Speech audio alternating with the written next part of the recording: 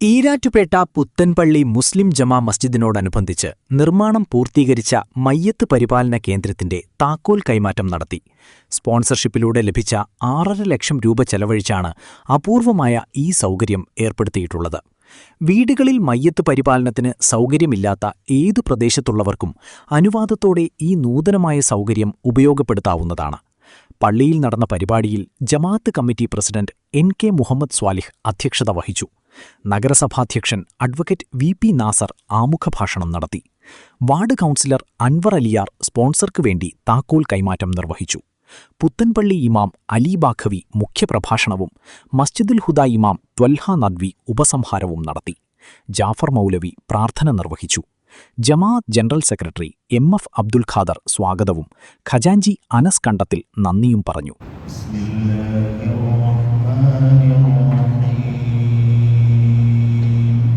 പരിപാലന കേന്ദ്രത്തിന്റെ താക്കോൽ കൈമാറ്റ ചടങ്ങാണ് ഇവിടെ പള്ളിക്കകത്ത് വെച്ച് നടക്കുന്നത്.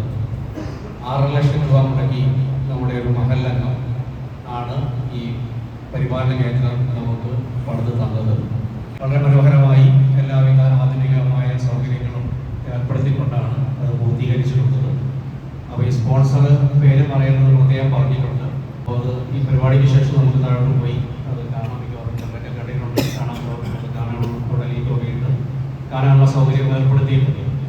നമുക്ക് അറിയാൻ ഒരു മയ്യത്ത് പരിപാലന കേന്ദ്രത്തിൻ്റെ ഉദ്ഘാടനം ഒന്നും നമുക്ക് നടത്താൻ പറ്റിയില്ല. എന്നാലും ഇങ്ങനൊരു സൗകര്യം നമ്മുടെ മഹലിലുണ്ട് എന്ന് എല്ലാവരും അറിയണം. അതിനാൽ അത് ഉപയോഗപ്പെടുത്തുകയുള്ളൂ. അപ്പോൾ ഈ നമ്മുടെ മഹലിലുള്ളവർക്ക് മാത്രമല്ല മറ്റു മഹലുകളിലുള്ളവർക്കും എല്ലാ മയ്യത്തുകളും കുളിപ്പിക്കാനും അത് കഫൻ ചെയ്യാനുമുള്ള നല്ല സൗകര്യം നമ്മൾ ഏർപ്പെടുത്തിയിട്ടുണ്ട്.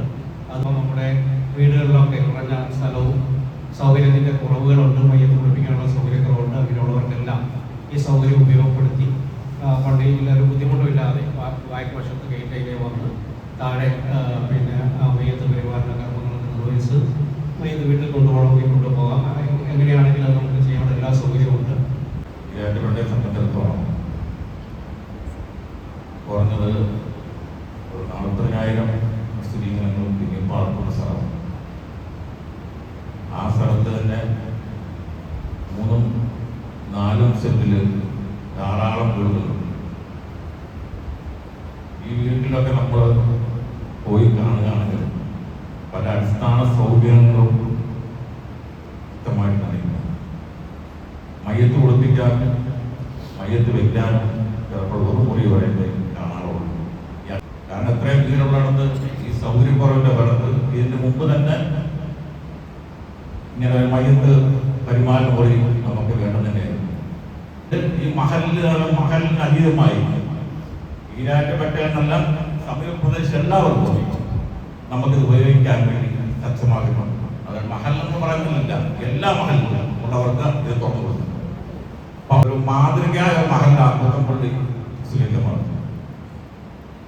ഒരു 90 കാലഘട്ടത്തിൽ മുതൽ ഏറ്റവും മാതൃകയായി കൊണ്ടുവന്ന ഓരോ പ്രവർത്തനങ്ങളും സംഘടിത ഒതുകിയ, സംഘടിത സക്കാത്ത്, സംഘടിത സക്കാത്ത് എന്നീ നിലകളിൽ മഹലടിസ്ഥാനത്തിൽ ഏറ്റവും ആദ്യമായി പുത്തൻപള്ളിയാണ് നടപ്പാക്കി നമുക്ക് കാണുമ്പോൾ പറയാൻ സാധിക്കും. അതുപോലെ സക്കാത്തിന്റെ വീട് പറയുകയാണെങ്കിലും ഒരു 20-25ഓളം വീടുകൾ പുത്തൻപള്ളിയുടെ കീഴിൽ തന്നെ നമ്മൾ പറഞ്ഞു കൊടുക്കുന്നു. ഏകദേശം 70 പേർക്ക് നമ്മൾ ക്ഷേമ പെൻഷൻ നൽകുന്നു. കാലഘട്ടത്തിനനുസൃതമായ ഒരു പ്രവൃത്തിയാണ് ഇവിടെ നടന്നുകൊണ്ടിരിക്കുന്നത്. കാലഘട്ടത്തിനനുസൃതമെന്ന് പറഞ്ഞാൽ കാലം വളരെ വേഗതയിൽ മുന്നോട്ട് പോകുമ്പോൾ നമ്മുടെ ജീവിത രീതികളൊക്കെ അപ്പാടെ മാറി മറിയുകയാണ്. 10 വർഷം മുമ്പ് ഈരാറ്റുപേട്ടയിലേക്ക് കടന്നു വന്ന ഒരാളുടെ കണ്ണിൽ കണ്ട കാഴ്ചകളല്ല ഇന്ന് ഈരാറ്റുപേട്ടയിലേക്ക് വരുമ്പോൾ കാണുന്ന കാഴ്ച. വളരെ തിരക്കേറിയ ഒരു നഗരപ്രദേശമായി ഈരാറ്റുപേട്ട മാറിക്കൊണ്ടിരിക്കുകയാണ്. പറയപ്പെട്ടതുപോലെ നമ്മുടെ രാജ്യത്ത് തന്നെ ഏറ്റവും ജനസാന്ദ്രതയേറിയ ഒരു നഗരപ്രദേശമാണ്. അവിടെ തന്നെ 95% മുസ്ലിം സമുദായം തിങ്ങിപ്പാർക്കുന്ന ഒരു നാട്. സ്വാഭാവികമായിട്ടും അതിൻ്റെതായ സാഹചര്യത്തിൽ ഒരുപാട് ദീനീയായ പ്രവർത്തനങ്ങളും അടയാളങ്ങളും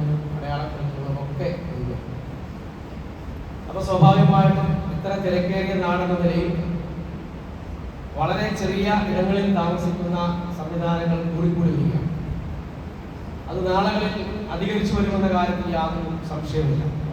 എല്ലാം നാനോ പ്ലോട്ടുകളാണ്, നാനോ വീടുകളും നാനോ പ്ലോട്ടുകളും, ചെറിയ ചെറിയ പ്രസിഡന്റ് സൂചിപ്പിച്ചതുപോലെ 2, 2.5, 3, 3.5 സെന്റുകൾ സ്ഥലമുള്ള വീടുകളുള്ള ഒരുപാട് പ്ലോട്ടുകൾ ഈ നാട്ടിലുണ്ടെങ്കിൽ അല്ലെങ്കിൽ ഫ്ലാറ്റിന്റെ ഒരു സംവിധാനത്തിലേക്ക് നമ്മുടെ താമസ സംവിധാനം മാറിക്കൊണ്ടിരിക്കും. ആ ഒരു സാഹചര്യത്തിലാണ് ഇവിടെ ഇപ്പോൾ ഇങ്ങനെ ഒരു മയ്യത്ത് പരിപാലന കേന്ദ്രം ഇവിടെ നമ്മൾ പണിയെടുപ്പിച്ചിട്ടുള്ളത്. ഏതായാലും വളരെ ആത്മാർത്ഥമായി സൂക്ഷ്മതയോടുകൂടി അതിന് വേണ്ടിയിട്ടുള്ള തുക നമ്മുടെ മഹല്ലംഗം തന്നെ അത് ഏറ്റെടുത്ത് അതിന്റെ പണികൾ പൂർത്തീകരിച്ച് പള്ളിക്ക് കൈമാറുകയാണ്. നമുക്കറിയാം, കോട്ടയം ജില്ലയിലെ ഇത്തരത്തിലുള്ള ഒരു മയ്യത്ത് പരിപാലന കേന്ദ്രം ഒരുപക്ഷെ കോട്ടയം മെഡിക്കൽ കോളേജ് ആസ്ഥാനമായി എനിക്ക് തോന്നുന്നു ഗാന്ധിനഗർ സംക്രാന്തി ഭാഗത്തുള്ള റോഡ് സൈഡിലുള്ള പള്ളിയിൽ മാത്രമാണെന്നാണ് തോന്നുന്നത്. മെഡിക്കൽ കോളേജിന് അടുത്ത് തന്നെ ജമാഅത്ത് ഇസ്ലാമിയുടെ ഇസ്ലാമിക് സെന്ററിലും ശാന്തി തീരത്തിലും ഇതുപോലൊരു സംവിധാനമുണ്ട്. അതെല്ലാം മെഡിക്കൽ കോളേജുമായി ചുറ്റിപ്പറ്റിയുള്ള എന്ന് പറഞ്ഞാൽ അവിടെ വരുന്ന എമർജൻസി ആയിട്ടുള്ള ആക്സിഡന്റലി സംഭവിക്കുന്ന കേസുകൾക്ക് വേണ്ടിയുള്ളതാണ്. അപ്പോൾ നമ്മളെ സംബന്ധിച്ച് നമ്മുടെ ഒരു പ്രാധാന്യം പ്രസക്തി കൂടെ സൂചിപ്പിച്ചു കഴിഞ്ഞു. ആ നിലയിൽ ഏറ്റവും കാലാനുസൃതമായ ഒരു പ്രവൃത്തി ഇവിടെ നടന്നു കഴിഞ്ഞു. ഒരു കാലത്ത് പള്ളികൾ എന്ന് പറഞ്ഞാൽ ഏതാനും പ്രായമായ ആളുകൾ നമസ്കരിക്കാൻ വേണ്ടി മാത്രം വരുന്ന ഒരിടമായിരുന്നു. അതിലുപരി അവിടെ നടക്കുന്നൊരു പ്രവർത്തനം എന്ന് പറഞ്ഞാൽ കുറച്ച് ചെമ്പും പാത്രമൊക്കെ വാങ്ങിച്ചു വെച്ച് വാടകയ്ക്ക് കൊടുക്കുക. ഇതിലുപരി മറ്റൊരു പുരോഗതിയും ഇല്ലാതിരുന്ന നമ്മുടെ മഹല്ലുകൾ ഇന്ന് ഇസ്ലാമിക സിവിൽ ഗവൺമെന്റുകളായി മാറിയിരിക്കുന്നു എന്ന് തന്നെ പറഞ്ഞാൽ അത് അതിശയോക്തി കളഞ്ഞൊരു ഒരു വാക്കല്ല. ഇന്ത്യ പോലുള്ള ഒരു നാട്ടിൽ ഒരു ഇസ്ലാമിക ഭരണമില്ലാത്തൊരു പ്രദേശത്ത് ഒരു മഹല്ലിന്റെ ഉത്തരവാദിത്വം എന്ന് പറഞ്ഞാൽ ഒരു സിവിൽ ഗവൺമെന്റായി പ്രവർത്തിക്കുക എന്നുള്ളതാണ്. ക്രിമിനലായ നിയമ നടപടികളൊന്നും നടപ്പിലാക്കാൻ നമുക്ക് രാജ്യത്ത് കഴിയില്ല. എന്നിരുന്നാൽ പോലും ഒരു മുസ്ലിമിന്റെ ജീവിതത്തിലെ സാധാരണ കാര്യങ്ങൾക്ക് ബന്ധപ്പെടാവുന്ന എല്ലാ അർത്ഥത്തിലും കഴിയുന്ന കേന്ദ്രമായി മഹല്ലുകൾ മാറണം. മസ്ജിദ് നബവി അങ്ങനെയായിരുന്നു. മസ്ജിദ് നബവി കേവലം നമസ്കരിക്കാൻ വേണ്ടി മാത്രമുള്ള ഒരിടമായിരുന്നില്ല. ഭക്ഷണമില്ലാത്തവൻ വന്നിരുന്നത് മസ്ജിദ് നബവിയിലേക്കാണ്. അവിടെ വന്നാൽ അവിടുത്തെ ഇമാമ്, അവിടുത്തെ പ്രസിഡന്റ് തന്നെയായിരുന്നു അന്നത്തെ ഇമാമ് സല്ലല്ലാഹു അലൈഹി വസല്ലം. എനിക്ക് വിശക്കുന്നു എന്ന് പറഞ്ഞാൽ ഒരു പരിഹാരം പ്രവാചകന് കാണിച്ചു കൊടുത്തു. അത് മഹല്ല് പ്രസിഡന്റ് ജോലിയാണ്. തന്റെ മഹല്ലിൽ ഒരാൾ വിശന്ന് കഴിയുന്നെങ്കിൽ അതിന്റെ ഒന്നാമത്തെ ഉത്തരവാദി മഹല്ല് പ്രസിഡന്റാണ്. അവിടെ എനിക്ക് നിർദ്ദേശിക്കാനുള്ള ഒരു കാര്യം, പട്ടിണി രഹിത ഈരാറ്റുപേട്ട പുത്തമ്പള്ളി മഹല്ല് എന്നൊരു ആശയം കൂടി അടുത്ത അജണ്ടയായിട്ട് ഏറ്റെടുക്കേണ്ടതുണ്ട് നമ്മുടെ കമ്മിറ്റി. ഈ മഹല്ലിൽ ആരും വിശക്കുന്നില്ല എന്ന് ഉറപ്പുവരുത്തണം. അതിനൊരു ഫണ്ട് കണ്ടെത്തിക്കേണ്ട ഒരു ടോക്കൺ സംവിധാനത്തിൽ ഓഫീസിൽ ടോക്കൺ സൂക്ഷിക്കുക. ഒരാൾ വന്ന് ഞാൻ വിശക്കുന്നു, എനിക്ക് ഭക്ഷണം കഴിച്ചില്ല എന്ന് പറഞ്ഞാൽ ടോക്കൺ കൊടുത്ത് ഹോട്ടലിൽ പോയി കഴിച്ചാൽ അവിടെ പള്ളിയിൽ നിന്ന് ബില്ലടയ്ക്കാൻ കഴിയുന്ന ഒരു സംവിധാനം ഏർപ്പെടുത്തിക്കൊണ്ട് പട്ടിണി രഹിത പുത്തമ്പള്ളി മഹല്ല് എന്നൊരു ആശയമായിരിക്കണം അടുത്തതായി നമ്മളെ മഹല്ല് ഏറ്റെടുക്കേണ്ടതെന്ന് ഞാൻ ഈ കമ്മിറ്റിയുടെ സാന്നിധ്യത്തിൽ ഉറപ്പെടുത്തുകയാണ്. ഇങ്ങനെ വളരെ പുരോഗാത്മകമായ രീതിയിലേക്ക് നമ്മുടെ മഹല്ല്, ഞാൻ ഇന്നലെ ഒരു പുത്തമ്പള്ളിയുടെ 83 ഒരു നോട്ടീസ് എടുത്തു.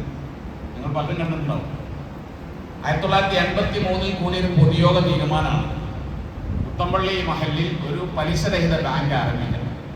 ഞാനത് വായിച്ചപ്പോൾ നമ്മുടെ മുൻഗാമികളുടെ ദീർഘവീക്ഷണത്തെ കുറിച്ച് അത്ഭുതപ്പെട്ടു. 43 കൊല്ലം മുമ്പാണ് ഒരു പലിശരഹിത ബാങ്കിനെ കുറിച്ച് പുത്തമ്പള്ളിയുടെ പൊതുയോഗം ആലോചിക്കുന്നത്. ഇന്നും അത് നടപ്പിലാക്കിയിട്ടില്ല പള്ളിയിൽ. അപ്പൊ നമ്മുടെ മുൻഗാമികൾ നമ്മളെക്കാൾ കേമന്മാരായിരുന്നു. നമ്മളെക്കാൾ വലിയ ആശയങ്ങളും വലിയ ഐഡിയകളുമുള്ള ആളുകളായിരുന്നു നമ്മുടെ മുൻഗാമികൾ. അപ്പൊ പഴയ കാലത്ത് നിന്ന് പള്ളി പുരോഗമിച്ച് മഹല്ലുകൾ പുരോഗമിച്ച് ആ മഹല്ലുകൾ ഇന്ന് നമ്മുടെ നാട്ടിലെ ഏതൊരാൾക്കും ആശ്രയിക്കാവുന്ന കേന്ദ്രങ്ങളായി മാറുന്നു എന്നുള്ളിടത്താണ് നമുക്കിന്ന് സന്തോഷം. ഇന്ന് എല്ലാവരും വരുന്ന വാഹനത്തിലാണ്. ഒരു കാർ ഓടിച്ച ഒരാൾ വരും. ഈ കാർ പാർക്കിങ്ങിനുള്ള സൗകര്യങ്ങൾ, 2 വീലർ പാർക്കിങ്ങിനുള്ള സൗകര്യങ്ങൾ പോലും ഇല്ലാത്ത ധാരാളം വീടുകൾ നമ്മുടെ മഹല്ലിലുണ്ട്. അവിടെയാണ് ഒരു മരണം സംഭവിച്ചാൽ ആ മയ്യത്ത് ഇങ്ങോട്ട് കൊണ്ടുവന്നാൽ, നമുക്കറിയാം, ഒരു വിശ്വാസിയെ സംബന്ധിച്ചിടത്തോളം അവന്റെ ജീവിതം പോലെ തന്നെ പരിശുദ്ധമായിരിക്കണം അവന്റെ ഈ ലോകത്തു നിന്നുള്ള അവസാന യാത്ര. അത് കുറ്റമറ്റതായിരിക്കണം, അന്യോന്യമായിരിക്കണം. അതിനൊരു മഹല്ലിന് ചെയ്യാൻ കഴിയുന്ന ഏറ്റവും ഹൃദ്യമായിട്ടുള്ള ഒരു പ്രവർത്തനമാണ് ഒരു ജനാസ സംസ്കാരം. സംസ്കരണ കേന്ദ്രം സ്ഥാപിക്കുന്നതിലൂടെ ഈ മഹൽ ലക്ഷ്യമാക്കിയിട്ടുള്ളത്. അൽഹംദുലില്ലാഹ് ഈരാറ്റുപേട്ടയിലെ കാരുണ്യ പ്രവർത്തനങ്ങളുടെ ഏടുകളിൽ ഏറ്റവും മികച്ച ഒരു ഏടായി പരിപാലന സമിതിയുടെ ഈ ഉറച്ച തീരുമാനം, അതിന് സന്നദ്ധനായി വന്ന ആ സഹോദരന്റെ നിഷ്കളങ്കമായിട്ടുള്ള ഈ പ്രവർത്തനം കൂട്ടാകും എന്ന കാര്യത്തിൽ യാതൊരു സംശയവുമില്ല. ജനാസ സംസ്കരണ പ്രവർത്തനങ്ങൾക്ക് നേതൃത്വം നൽകാൻ കരുത്തുറ്റ നല്ല യുവാക്കളെ കൂടി ഈ കേന്ദ്രത്തിന്റെ കീഴിൽ കൊണ്ടുവന്ന് നമ്മുടെ മഹലിന്റെ ഈ പ്രവർത്തനത്തിൽ